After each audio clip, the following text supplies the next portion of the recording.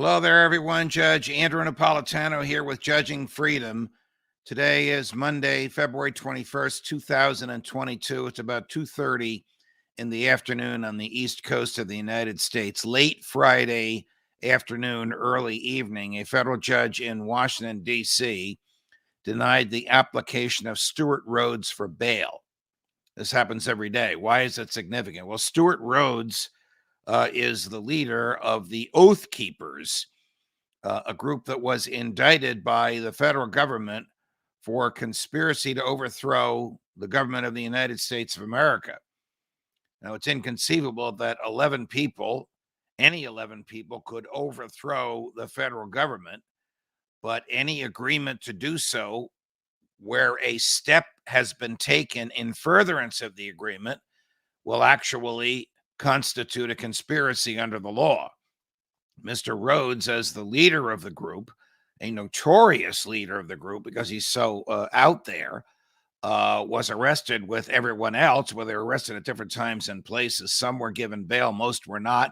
He made the application for bail, which was denied by the federal magistrate who signed the search warrant. That was appealed to the federal district court judge in D.C., where he will be tried, and that judge, late Friday, denied it. I have a problem with there being no bail. The problem is that the Constitution specifically says unreasonable bail shall not be required. This is what British kings did.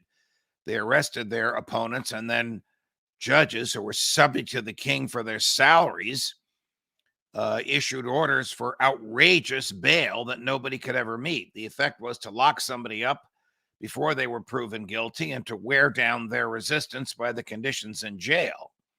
That's exactly what's happening here. The judge said that Rhodes is a danger to society. So what? The government has the means to secure his return. The electronic surveillance available to the government today is as effective as putting him in jail. Government, of course, doesn't see it that way because it wants to punish him before he's convicted, and it wants to wear him down.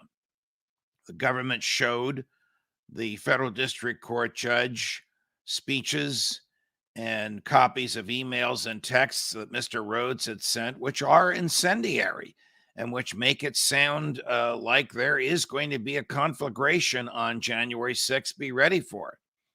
But none of what I read shows Rhodes as instigating the conflagration, just as expecting one. Look, the government has a lot of problems with these cases that involve conspiracy, because a conspiracy is an agreement. Well, you have the right to enter into an agreement, you have the right to assemble, and you have the freedom of speech. The question is, was this a real crime? And the government's going to have to prove it.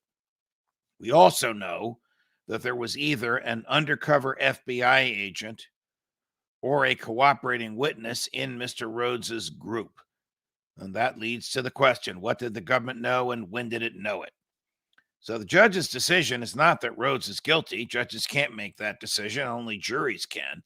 But the judge's decision is that there's a lot of evidence of his proclivity to violence, and therefore he should be kept in jail. Again, I say baloney. Give him an ankle bracelet, put a guard outside his house, and let him have the freedom to communicate with his lawyers and his friends and his family like a person who is innocent has. After all, he is innocent until proven guilty. Judge Napolitano, Judging Freedom.